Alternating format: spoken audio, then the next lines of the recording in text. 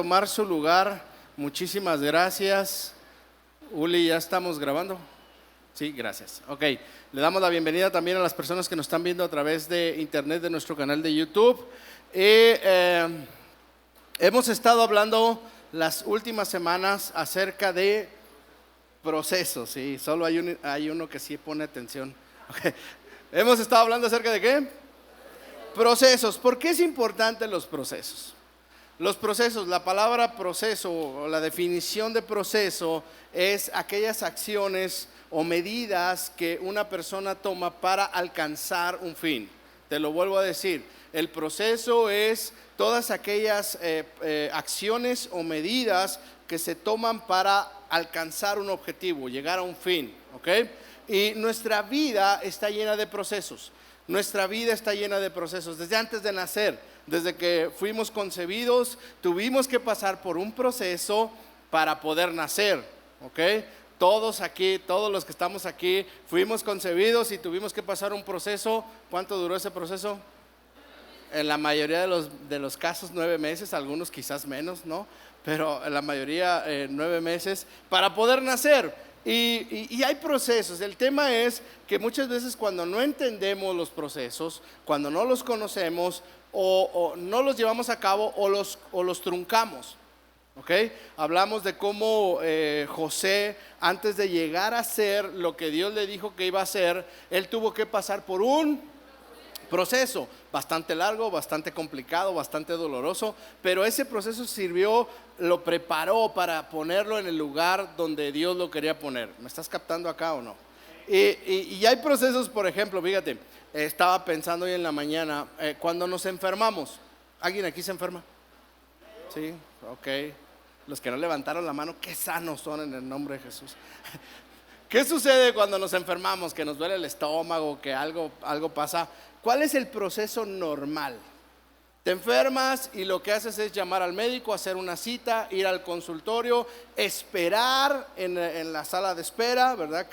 Y por eso somos pacientes. Y luego entramos con el doctor, ya le platicamos qué tenemos, a lo mejor nos manda a hacer estudios, ¿verdad? Nos revisa, nos da una receta, un tratamiento, tomamos la receta, vamos a la farmacia, compramos, surtimos la receta y después nos tomamos el tratamiento como el doctor nos dice. ¿Sí? ¿Es así o no es así? ¿Sí? Se supone que sí es el proceso, el tema es que muchas veces no lo seguimos. Hola. Muchas veces no, conociendo el proceso no lo seguimos tal cual. Mira, ¿cuántas veces te has enfermado de algo, te empiezas a sentir mal de la garganta o del estómago o cualquier cosa, y lo que haces es hablarle a la comadre o tú mismo decir, no, es que yo la otra vez que me enfermé me recetaron estomaquil, ¿no? O fui a que me curaran de empacho. Algo, ¿verdad? Y entonces, ¿qué haces? Vas a la farmacia, compras el medicamento que tú crees que es el que te va a aliviar y te lo empiezas a tomar como a ti te da a entender, ¿no? ¿Y qué sucede? Muchas veces no funciona, muchas veces lo que pasa es que te pones peor. ¿A alguien le ha pasado eso? ¿No? Sí, nomás a mí. Sí, pasa eso, te pones peor. ¿Por qué? Porque sabes que el proceso correcto es ir primero al doctor y que el doctor te revise, te dé el tratamiento y entonces te lo puedes empezar a tomar, pero nos choca eso y entonces lo que hacemos es saltarnos partes de los procesos y eso nos mete en problemas. Bueno, en nuestra vida espiritual es lo mismo. Muchas veces conocemos procesos, pero ¿sabes qué? No los hacemos. Mira, por ejemplo, hablamos del proceso de reconciliación. ¿Alguien se acuerda de eso? ¿Sí? Como Jacob tuvo que, para reconciliarse con su hermano Esaú, él tuvo que pasar por un proceso, ¿se acuerda? Antes de reconciliarse. ¿Y le funcionó o no le funcionó? Claro. Ahora, conoces el proceso de reconciliación porque ya lo vimos, ¿verdad? Y sabes que Dios quiere que te reconcilies. Dile al que está junto a ti, Dios quiere que te reconcilies. Pero ¿sabes qué? Que a veces no lo hacemos. Esperamos que pase el tiempo y que la persona se contente con nosotros, no nos reconciliamos. ¿Por qué? Porque aún conociendo el proceso no queremos seguirlo. Hablamos del proceso de la fe. Carlos y Uli les compartieron acerca del proceso de la fe. ¿Alguien se acuerda? Dice que la fe viene por el oír. ¿Y el oír qué? La palabra de Dios. ¿Cuántos saben que la fe viene por el oír? ¿sí? El tema es que entonces, ¿por qué nos cuesta tanto trabajo abrir nuestra Biblia? Luego decimos, es que no tengo fe. No tienes fe porque no lees tu Biblia, porque parte del proceso de la fe es que leas tu Biblia. ¿Sí estás de acuerdo en esto o no? Ok, hablamos del proceso de restauración y hoy quiero hablarte de un proceso, de algo que Dios me habló a mí y espero que te sirva a ti. Si quieres descargar la guía del mensaje, lo puedes hacer en ese código QR. Ahí vienen los versículos, vienen los puntos que vamos a tocar y quiero que me acompañes primero que nada al libro de Joel, capítulo 2, verso 25. Fíjate bien en esto. Dice, y os restituiré. Di conmigo, restituiré. Dice, restituiré los años que comió la oruga, el saltón, el revoltón y la langosta, mi gran ejército que envié contra vosotros. Verso 26. Comeréis hasta cuándo? Hasta que te sacies, dice ahí, y alabaréis. Fíjate bien, comeréis hasta saciaros y alabaréis el nombre de Jehová vuestro Dios, el cual hizo maravillas con vosotros, y nunca jamás, diga conmigo, nunca jamás será mi pueblo avergonzado. Verso 27. Y conoceréis, fíjese bien en eso, y conoceréis que en medio de Israel estoy yo, y que yo soy Jehová vuestro Dios, y no hay otro. Se lo digo otra vez, no hay otro.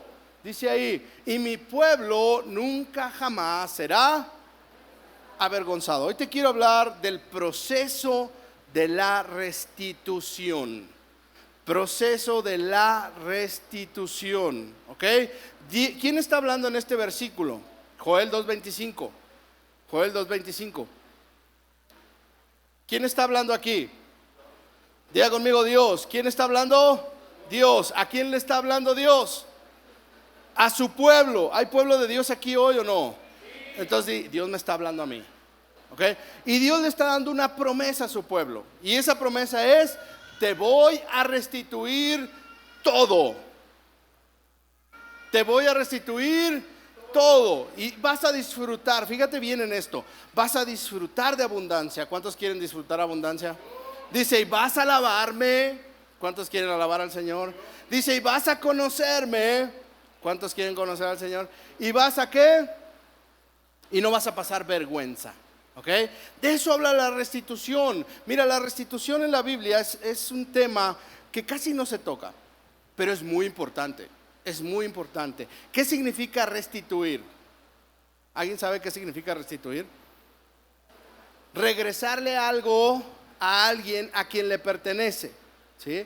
Muchas veces somos despojados de cosas, injustamente a veces, ¿verdad? A veces queriendo, a veces sin querer, ¿verdad? Pero muchas veces somos despojados de cosas. Y la restitución habla de ¿qué? De regresar de lo que se ha despojado, ¿sí? Dice, pasaron años sin comer, porque las cosechas se las comieron el saltón y el revoltón y el no sé qué más, Antón, ¿verdad?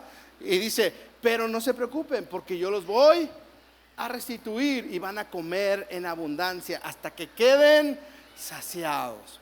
¿Ok? Eso es la restitución. Restituir es regresar algo a la persona que le pertenece, o es regresar a una persona a un lugar de donde no debió haber salido. Eso es restitución. Ahora, la restitución requiere un proceso, como todas las cosas. La restitución requiere un proceso. ¿Ok? ¿Alguien quiere ser restituido? ¿Alguien quiere que Dios le restituya? ¿Sí? Fíjate, vamos a ver algo y quiero que me acompañes, por favor, al primer libro de Samuel, capítulo 30, verso 1. Dice, al tercer día, David. Ok, quiero detenerme aquí. ¿Alguien sabe quién es David? El rey de Israel, ¿verdad? El mejor rey que ha tenido el pueblo de Israel se llama David. Ok, dice, y al tercer día David y sus hombres llegaron a Siclag, pero se encontraron con que los amalecitas. Ahora, ¿quiénes son los amalecitas? El enemigo del pueblo de Dios. ¿Ok? ¿Quiénes son los amalecitas? El enemigo del pueblo de Dios. Dice, los amalecitas habían invadido la región del Negev y con qué luego de atacar e incendiar Siclag, habían tomado cautivos. Fíjese bien en eso. ¿Habían tomado qué? Cautivos a las mujeres y a todos los que estaban allí, desde el más grande hasta el más pequeño. Sin embargo, no habían matado a nadie. Ese es un detalle importante. No habían matado a nadie. Verso 4. Ok, se lo leo acá. Verso 4. Dice: David y los que estaban con él se pusieron ¿a qué? A llorar y a gritar hasta quedarse sin fuerzas. También habían caído prisioneras 2 esposas de David, la jezreelita Ahinoam y Abigail, la viuda de Nabal de Carmel. Ok, quiero que veas algo. David tenía la unción de Dios. David tenía la unción de Dios. ¿Okay? Él ya había sido ungido. ¿Te acuerdas cuando Dios desecha a Saúl? Y entonces dice: ahora vas a ungir a alguien de la casa de Abisaí. Y él manda a Samuel a la casa de Abisaí. Y entonces pasan todos los hermanos de David. David estaba cuidando las ovejas. ¿Alguien se acuerda de eso? O estoy hablando aquí como loco, ¿sí? Estaba ahí y entonces mandan traer a David. ¿Y qué hace Samuel? Lo unge como rey. ¿Ok? Eso ya había pasado antes de esto. David no solamente era ungido, David era un hombre valiente. ¿Cuántos saben que David era un hombre valiente? David, cuando él cuidaba las ovejas de su padre, dice la palabra que cuando los osos o los leones agarraban las ovejas de su padre, David se las arrancaba de las fauces, peleaba con ellos y mataba osos y leones con 15 años. A los 15 años David se enfrenta con un gigante que estaba enfrentando al pueblo de Dios, que le gritaba al pueblo de Dios y todos le tenían miedo. Y David se para ahí y dice: ¿con quién estás peleando? No estás peleando con el pueblo, con el Dios viviente, ¿sí? Y David enfrenta a Goliat y le corta la cabeza. ¿Te acuerdas? 15 años. Entonces estamos hablando de una persona valiente, una persona ungida, una persona que creía en Dios, que tenía fe, una persona que no había hecho nada malo, porque él se había salido a la guerra, ¿verdad? Con sus hombres, y regresa. Y entonces cuando regresa se encuentra con eso, de que le habían quitado todo. Ahora lo que quiero que entiendas es que no importa qué tan ungido, qué tan valiente, qué tan espiritual, qué tanto conozcas la Biblia o qué tanta fe tengas, estás expuesto a que el enemigo te robe. Esa es la realidad. No quisiera decírtelo así, pero así es. Porque luego a veces decimos, nos roban algo y decimos: ¿por qué si voy a la iglesia? ¿Por qué si estoy sirviendo? ¿Por qué si estoy diezmando? ¿Por qué si estoy orando? ¿Por qué si? ¿Sabes por qué? Porque estamos expuestos a eso. Y David, a pesar de ser el rey ungido de Dios, a pesar de ser un hombre valiente, cuando regresa se encuentra con la novedad de que le habían robado todo. Y se siente bien gacho. Pero te voy a decir algo. Algo que tienes que saber es que hay una intención detrás del robo. Hay una intención detrás del robo. No es que el ladrón quiera disfrutar tus cosas o a las personas. Es lo que provoca el robo en tu vida. Y en el caso de David y sus hombres, dice que fue tanta la tristeza que ellos gritaron y lloraron hasta que se cansaron. Y eso es el problema, que muchas veces el ladrón lo que busca a través de robar no es quedarse con tus cosas, es provocarte tanta tristeza y tanto agotamiento que pierdas tu fe. Te lo voy a decir. La intención detrás de robarte es que te quedes sin fuerza, que pierdas la confianza en Dios, que pierdas el gozo, que no quieras seguir avanzando.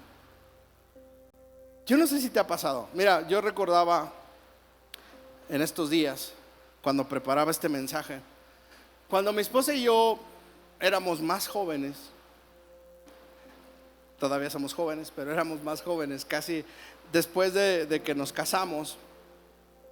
Su familia siempre ha tenido negocios de joyerías. Y nosotros empezamos con un negocio. Pusimos una vitrina en el pasillo de un centro comercial. Y ahí empezamos. Pasaba el tiempo, un poco de tiempo, y Dios nos bendijo y pudimos poner un negocio en el centro, en un local. Y ya teníamos más vitrinas, pero tuvimos que trabajar, tuvimos que estar ahí. Y yo me acuerdo, yo iba todos los días a abrir el negocio.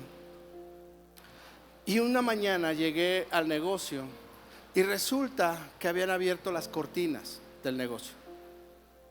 Alguien llegó con un gato hidráulico, levantó las cortinas. Y cuando entro yo, abrí la puerta y entro, resulta que nos habían robado todo. Todo lo de valor, obviamente. No creo que se llevaron la chapa y es. No, no, no. Se llevaron lo de oro. Sentí tan feo.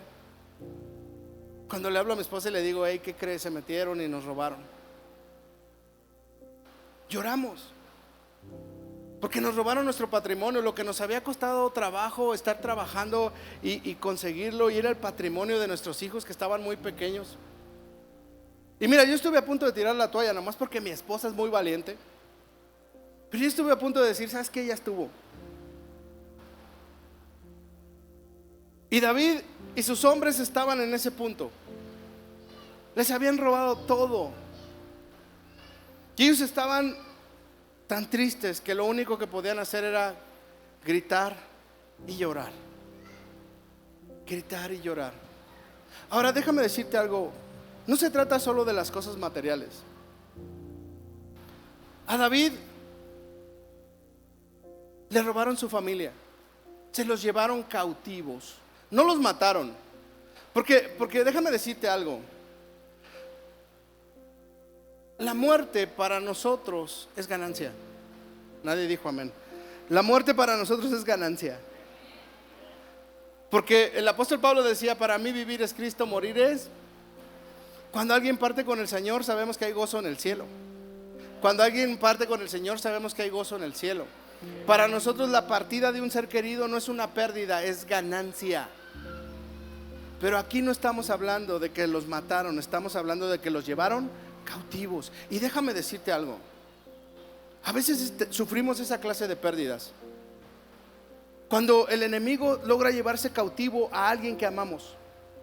Quizás el esposo, quizás la esposa, quizás los hijos. Cuando se los lleva cautivos, no sé, quizás con las drogas, con los vicios.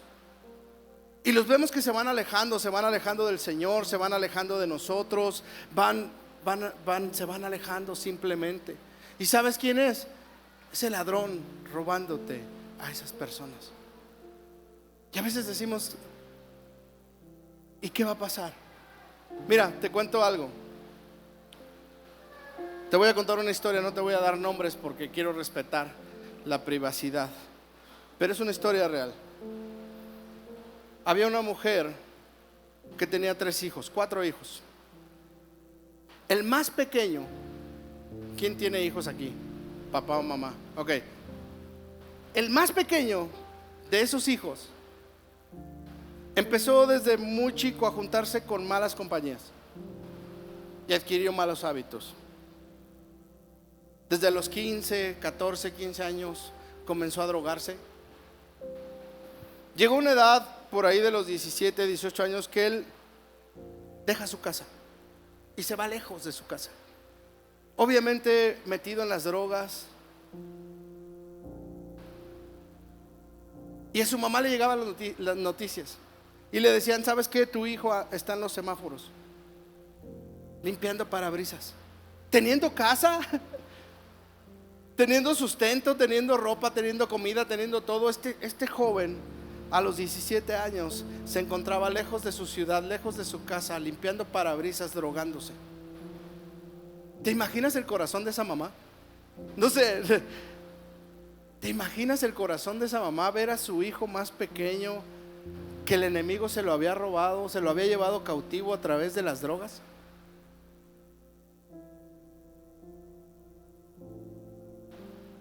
David lloraba y todos sus hombres. Pero aquí comienza un proceso y es importante. Dice el verso 6. David se alarmó, pues la tropa hablaba de apedrearlo. Y es que todos, ¿cuántos?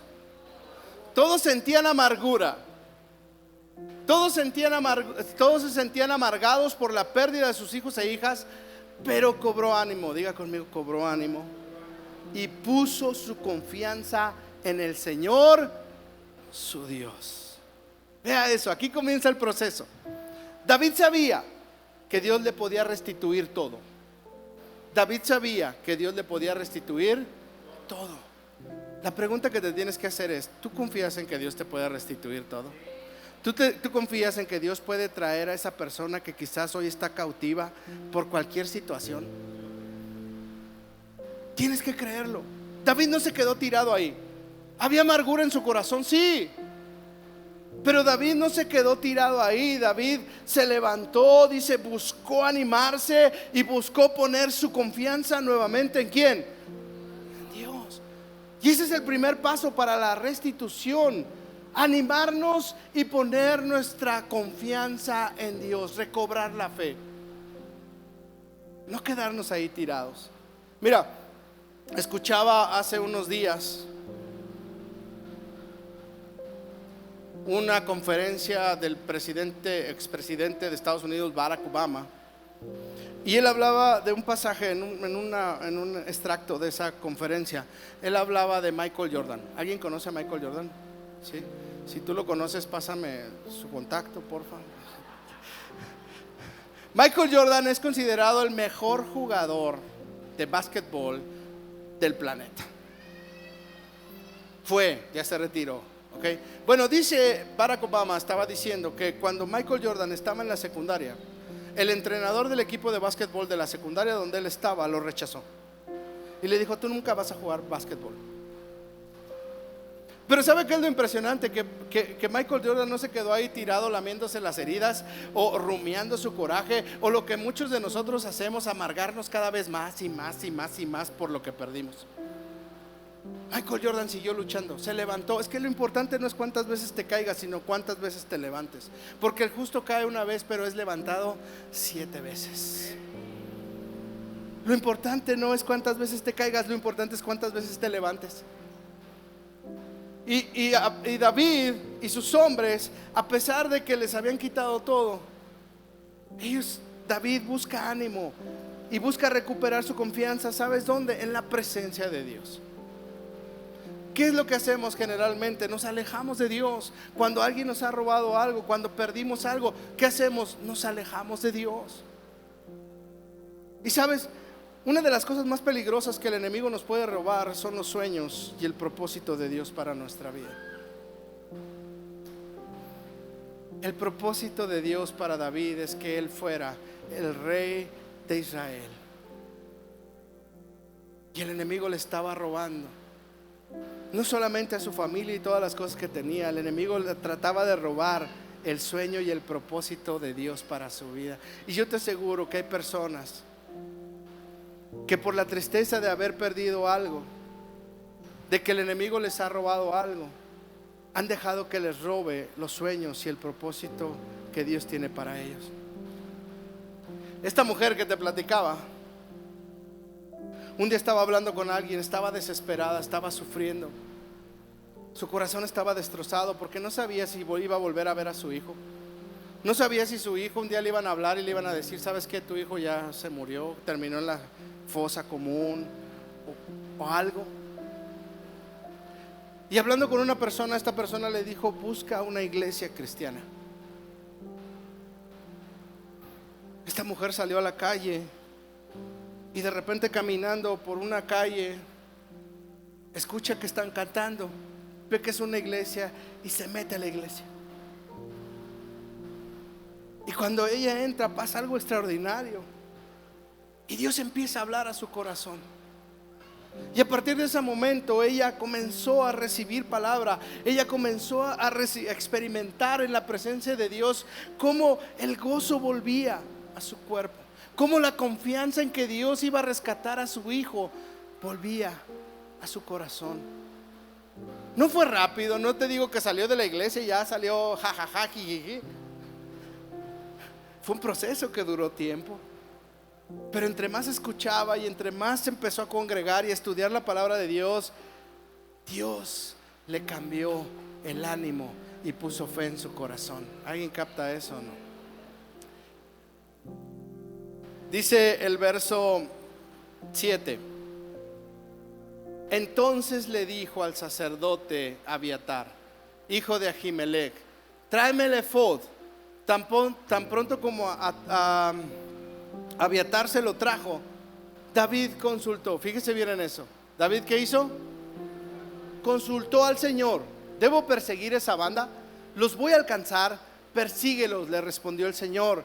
Vas a alcanzarlo y rescatarás a los cautivos. Rescatarás a los cautivos. Tienes que tomarte de esa palabra. Dios rescata a los cautivos. Dios rescata a los cautivos. No solo se animó y puso su confianza en Dios. David consultó al Señor en oración. Y hay un detalle importante. Dice que él llama ¿a quién? Al sacerdote Abiatar. Fíjate, eso es importante. Cuando esta mujer empieza a conocer de Dios, ella empieza a pedir ayuda a la gente que conocía y empieza a decirles: ayúdame a orar por mi hijo. Porque sabes, en la unidad hay poder. Cuando dos o más oran y se ponen de acuerdo, Dios hace lo que están pidiendo. Y esta mujer empezó a pedir junto con otras personas. No tuvo temor de decir: ay, ¿por qué les voy a contar? Ay, ¿cómo les voy a decir que mi hijo anda en esto? Ay, qué vergüenza. No. Mi hijo está mal. Mi hijo está pasando por un momento donde está metido en las drogas, donde está pasando por esto. Ayúdame a orar por él. Y eso fue lo que hizo David. Él llamó a Abiatar para que lo ayudara en su oración. Y mira, consultó a Dios. Y eso es algo que a veces nos cuesta trabajo. Nos cuesta trabajo por dos cosas básicamente. Número uno, porque somos muy desesperados. Somos muy desesperados y cuando estamos pidiéndole: Dios, respóndeme, como no escuchas nada, te lanzas a lo. Tienes que esperar a que Dios te diga. Tienes que esperar a que Dios te diga. Y la segunda razón por la que luego no queremos consultar a Dios es porque no nos gusta lo que nos dice, porque no nos da la respuesta que queremos escuchar. Te voy a decir algo. Esta mujer, de repente le hablan por teléfono y le dicen: tu hijo está en la cárcel. ¿Por qué? No sé. Quizás porque se juntó con personas que no debía, porque estaba en el lugar equivocado, en el momento equivocado. Pero termina en la cárcel. ¿Sabes cuál fue su primera reacción? ¿Cuál sería tu primera reacción? Ir a donde esté, pagar la fianza, pagar un abogado, hacer lo que sea con tal de sacar a tu querubín de ahí, ¿sí o no? Esa fue la primera reacción de esta mujer. Dijo: yo voy a ir. No importa que esté lejos, no importa que no conozca a nadie, yo voy a ir, y si tengo que vender esto, tengo que vender aquello con tal de sacar a mi hijo, lo voy a hacer. ¿Y sabes qué le dijo Dios? Dios le dijo: déjalo ahí. ¿Qué? Déjalo ahí. Y tuvo que obedecer. ¿Sabes? El problema es que no nos gusta obedecer. Cuando Dios nos dice que hagamos o que dejemos de hacer, no nos gusta obedecer. Por eso no llegamos a la restitución, porque Dios nos dice: hey, no te muevas, espérate.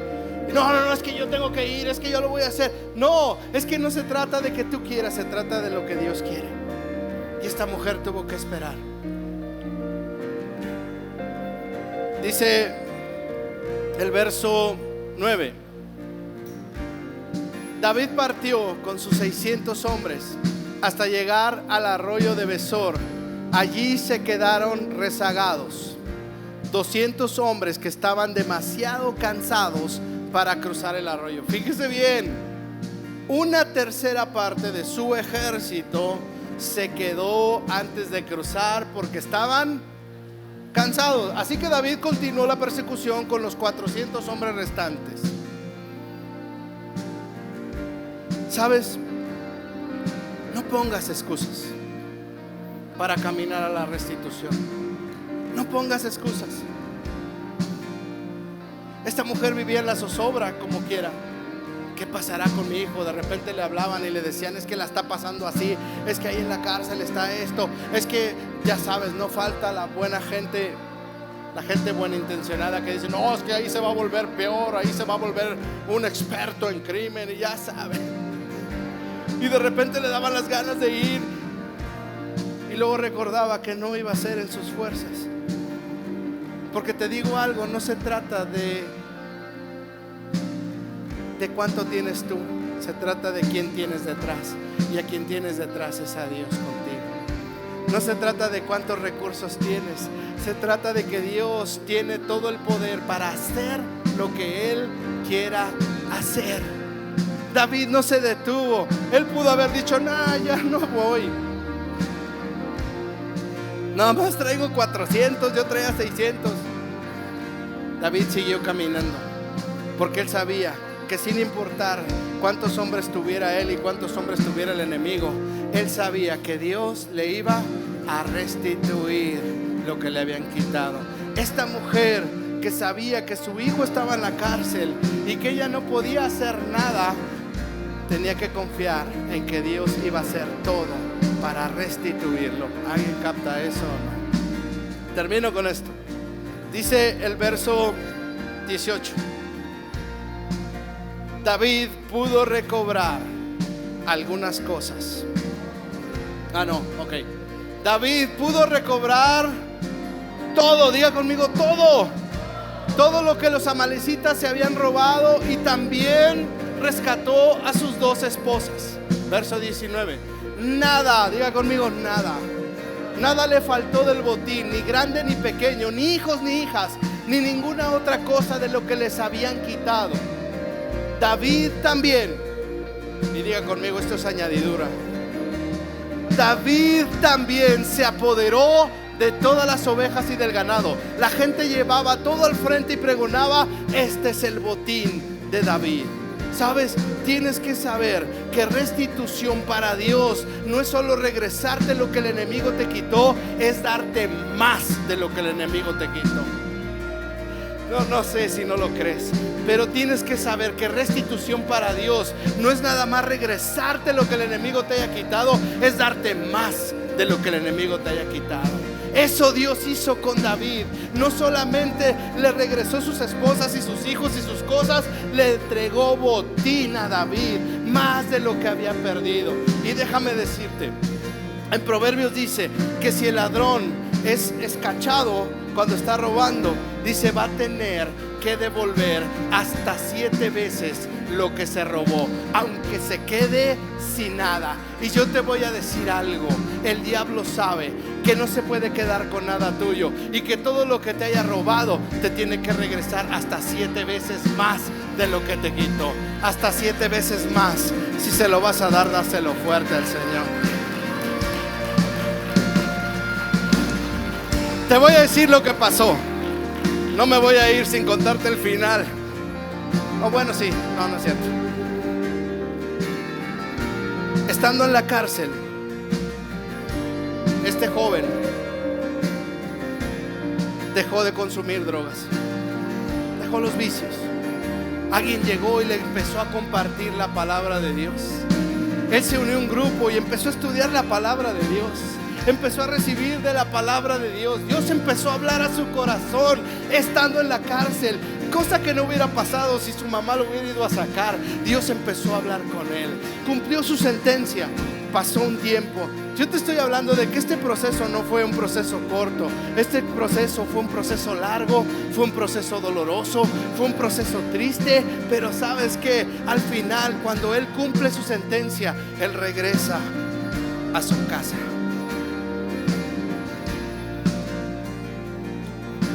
Él regresa con su mamá. Y cuando él regresa a su casa, él se casa. Él empieza a estudiar, continúa con sus estudios.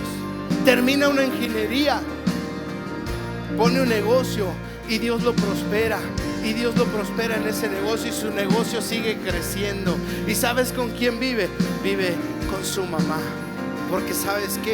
Fue su mamá la que estuvo ahí todo el proceso y Dios se lo regresó. Y no nada más se lo regresó mejor de como era. Dios le está dando todavía más. ¿Alguien cree eso o no? Yo te invito a que te pongas de pie en esta hora. Yo no sé tú. A lo mejor algún hijo tuyo, tu esposo, tu esposa se ha alejado de Dios, ha caído en situaciones donde el enemigo lo ha tenido cautivo. Quizás está lleno de amargura, de resentimiento, de dolor. Yo no sé, lo que sí sé es que tienes que saber que Dios es un Dios de restitución y que todo lo que el enemigo te haya robado, Dios te lo va a regresar y aún más te va a regresar. Aún más Dios te va a dar. Hoy vengo a decirte, iglesia, anímate y pon tu confianza en Dios. Anímate y pon tu confianza en Dios, porque el tiempo de la restitución está cerca. El tiempo de la restitución está cerca. ¿Alguien lo cree o no? ¿Por qué no levantas tus manos al cielo y cierras tus ojos si te sientes cómodo? Y vamos a adorarle al Señor.